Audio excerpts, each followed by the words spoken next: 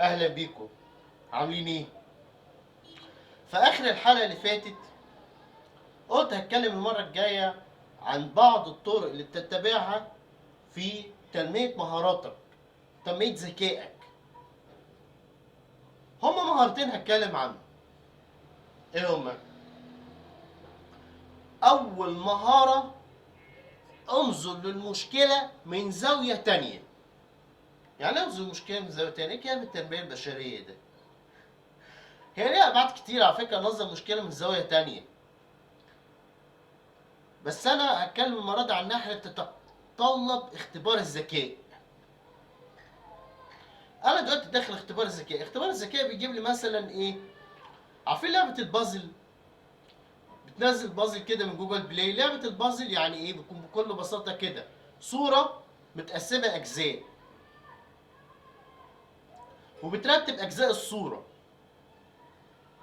واللعبه دي متدرجه في الصعوبه، في مستوى سهل، في مستوى ميديوم، في مستوى ايزي، قصدي مستوى ديفيكالت. وكل ما تطلع مستوى بتجيب حاجه اصعب منها. بكل بساطه كده، اما تلاقي السؤال بتاع حل البازل صعب، انظر مشكله من زاويه جديده. يعني ايه الكلام المعقد ده؟ بكل بساطه كده اللي هطلبه منك طلب بسيط قوي. اقلب الصوره اللي قدامك، ما تبصش عليها بالترتيب اللي نازلالك. الموبايل معايا في ايدي اهو، عليه ايه؟ سؤال بازل، صوره مفكوكه، مش عارف اجمع الاجزاء. اقلب الموبايل، شوف الصوره من ناحيه تانية، من زاويه تانية. ساعتها هتلاقي مشكله، تلاقي نفسك وصلت لجزء ممكن ترتب بقيه الاجزاء مع بعض. يبقى من اهم الطرق اللي تخليني اقدر احل اي مشكله ان انا احاول اغير الطريقه اللي بفكر بيها في المشكله.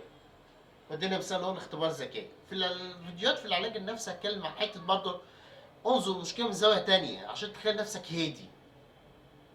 دي الطريقه الاولى، المهاره الاولى، النظر المشكله من زوايا اخرى. طب في مهاره تانية؟ في مهاره تانية. ايه؟ التخيل. تخيل ازاي يعني؟ في مثال قريته مره في اختبار الذكاء في فري كويز، كان ضحك قوي. بيقول لك جبت، لو انت قدامك طبق، الطبق ده فيه تفاح مثلا، وجنبه منه حبات صغيره، حبات مثلا ايه، يعني سوداني صغيره. عملت الطبق كده جامد، ايه اللي هيحصل؟ التفاح هو اللي هينزل تحت ولا الحبات اللي هتنزل تحت؟ حل السؤال ده بكل بساطه انك تتخيل المنظر. انا ماسك كده تفاح وفي حاجات صغيره، برفع كده الطبق، بقعد ايه، انفضه كل شويه. انت لما تيجي تتخيل هتيجي الصوره في صح في دماغك، الحاجات الصغيره تنزل من نص التفاح تبقى تحت، والحته الكبيره تبقى فوق. دي مهاره تانية في حل المشكلات، مهاره تانية في تنميه الذكاء. طيب، قلنا قبل كده في الفيديو بتاع معنى الذكاء ان الذكاء هو القدره على اقامه علاقه بين عناصر المشكله موضحه بامثله. واثناء ما انا بعمل العلاقه دي بستدعي ذكريات الماضي. ايه الذكريات دي؟ الخبره. هو الذكاء بيعتمد على عاملين: ان يكون عندك خبره في المشكله اللي قدامك، دي نقطه. النقطه الثانيه ان عندك شبكات عصبيه في دماغك بتعالج المعلومات اللي في دماغك. وكل ما زادت الشبكات العصبيه كل ما قدرت توصل للحل بشكل اقوى. الشبكات العصبيه دي بقى ان شاء الله، وانك ازاي تشغل مخ احسن، المراكز بتاعت المخ احسن، دي هنتكلم ان شاء الله عنها في الحلقه الجايه. لكن دلوقتي دورنا ان احنا عايزين نزود خبرتنا. لان انا وضحت في الفيديوهات بتاعت معنى الذكاء والفيديو اللي بعده ان انت المفروض يكون عندك شويه خبره في مواضيع الحياه. كل ما زادت خبرتك كل ما زاد نسبه حلك لاي مشكله تواجهها. زي ما بيقول كده ايه، حاول يكون عندك ايه، اقطف من كل بستان زهره. زهر من علم الفيزياء، زهر من علم الجبر، زهر من اللغات، انجليزي، عربي. كل بستان ظهر. اقرا في العلوم شويه، اقرا في الادب شويه، اقرا في التاريخ شويه. طب ازاي احب القرايه؟ انا عن نفسي بحب القرايه جدا، ودايما مخصص باذن الله يعني من يوم وقت القرايه في سيسا بوست. بس انا اول ما ابتديت اقرا في سيسا بوست. سيسا بوست على فكره موقع بيعرض المعلومات بشكل تفصيلي وكبير، ويكتب ده نتائج ابحاث ودراسات. لا، لو انت ابتديت بالطريقه دي 90% هتمشي وتلف تلف وتروح.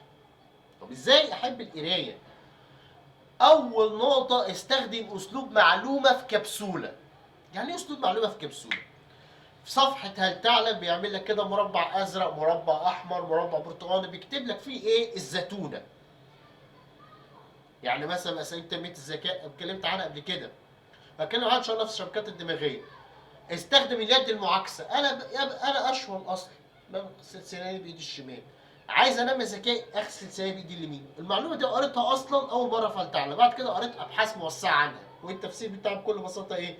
ان انا عن طريق اللي انا بشغل ايدي ما بستخدمهاش بنشط العنصر الجانب ده، بنشط النصف الايسر ما بستخدم ايدي اليمين، والعكس بالعكس. دي قريتها في هل تعلم. فحاول على قد ما تقدر خد معلومه في كبسوله صفحات زي هل تعلم مثلا، وليها صفحه على الانستجرام كاتبه مربع، عامله مربعات كتير، كبسولات كتير. دي طريقه. الطريقه الثانيه، ابتدي طريقك في القرايه بالقصص المصوره. اقرا ميكي. انا ايام اول ما ابتديت بميكي، وبعدين رجل المستحيل، وملف المستقبل، وبعد كده ما وراء الطبيعه، وبعد كده دخلت بقى في كتب متخصصه في الفيزياء، في التاريخ. ما تبتديش بالحاجات المعقده لانك هتلف وهتروح. دي نقطه تانيه. بعد كده خصص لنفسك وقت يوم القرايه، مهما كان الوقت ده قليل، يعني تلت ساعه في اليوم. بيت اليوم العب، اعمل نفسك فيه تلت ساعه كل يوم من 6 ل 6 وتلت قرايه. وكل ما تخلص مره قرايه خد لك حته شوكولاته، يا ريت شوكولاته سودا. ليه الشوكولاته السودا دايما بنبه عليها؟ لان الشوكولاته السودا فعلا بتاثر على مركز مكافاه في الدماغ، وتخلي الواحد تفرز عنده هرمونات السعاده في دماغك كالاسف ودي منتشر. لو انت بتعمل اي حاجه وبعدها على طول حاجه بتبسطك، مع الوقت الحاجه دي انت بتدمنها، حتى لو شغل الحاجه بتبسطك مع ده. اسمه الارتباط الشرطي، نظريه سكينر. ارتباط الشرطي الاجرائي. في الارتباط الشرطي الكلاسيكي بتاع بافلوف، بس هنا طالما في نتيجه دي ارتباط شرطي اجرائي بتاع سكينر.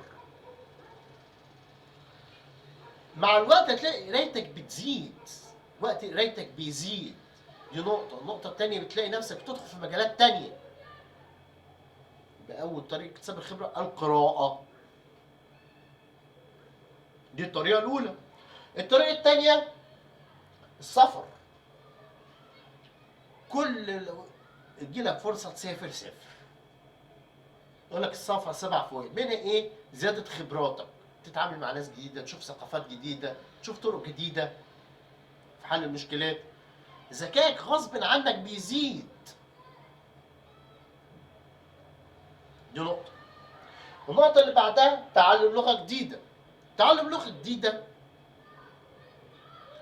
بكل بساطه كده انت بتكتسب خبره، وفي نفس الوقت بتنشط مركز اللغه في الدماغ. المنطقه، المراكز العصبيه المسؤوله عن تعلم اللغات في الدماغ بتشتغل في مخك. بكل بساطه ايه اللي بيحصل؟ بكتسب خبره، وفي نفس الوقت برضه بنشط الشبكات العصبيه. هي اصلا القرايه بتعمل ايه؟ برضه بتنشط الشبكات العصبيه في الدماغ. دي نقطه مهمه جدا. يعني هي في الاخر حكايه مترابطه. انا بكتسب خبره بغير اصلا في الوصلات العصبيه. كل خبره انت بتكتسبها بتعمل وصله عصبيه جديده بين مراكز الدماغ اللي انت اصلا معظم الوقت ممكن كنت بتستخدمها. فبالتالي بيزيد ذكاء. الحكايتين مرتبطين ببعض. بزود خبره، بقوي شبكات عصبيه. بس الشبكات العصبيه ليها حديث تاني مسهب برضه، بس المره الجايه ان شاء الله. غير تعلم لغه جديده، تعلم مهاره جديده. دي برضه خبره. زي ايه مهارات؟ مهاره عزف الكمان. مهاره عزف الكمان دي خبره، نكتسب خبره مهاره جديده اللي هي عزف الكمان. وفي نفس الوقت عزف الكمان برضه بينشط مراكز عصبيه عندك في مخك. هي الفكره كلها ايه؟ في الشبكات العصبيه اني بعمل وصلات بين اماكن عندي في الدماغ عاده ما ارتبطتش مع بعض. بعمل هنا مركز وهنا مركز ما بيمشوش مع بعض في العاده. لكن بكل بساطه لو انا قعدت انشطهم كل شويه، المناطق دي منطقه نشط، تتعرض لمشكله، المناطق دي بتعمل ايه مع بعض؟ بتجرب تعمل كل منطقه مع التاني تعمل ايه؟ سيال عصبي، او بمعنى صح وصله عصبيه، الخلايا بتتجه ترسل اشارات عصبيه من الحته دي للحته دي. هو دايما الذكاء معتمد على العمليه، الخبره اللي عندي، المعلومات اللي عندي، والشبكات العصبيه اللي بتعالج المعلومات دي. دلوقتي اتكلمنا عن مهارات في تنميه الذكاء اللي هي النظر من زاويه تانيه والتخيل. بعد كده اتكلمنا عن عامل مهم جدا من عوامل الذكاء اللي هو الخبره، وازاي نكتسب خبره اكتر. النقطه اللي بعدها ودي الحلقه الجايه ان شاء الله، هندخل بقى شويه على الشبكات العصبيه، اتكلمت عنها قبل في التاخر الدراسي. هعيد طبعا اللي ما شافش الحلقات اللي فاتت بتاعت التاخر الدراسي، قلق الامتحان، وازاي تحب الفيزياء والرياضه، دور الشبكات العصبيه في تنميه الذكاء، لان الحكايه مش سهله، فيها حكايه مهمه جدا. كل ما تنمي الشبكات العصبيه عندك كل ما ذكائك يزيد، بس بشرط ان يكون في معلومات الشبكات العصبيه دي تقوم بتحليلها بمعالجتها، وده بيجي عن طريق ايه؟ الخبره. عن اذنكم دلوقتي.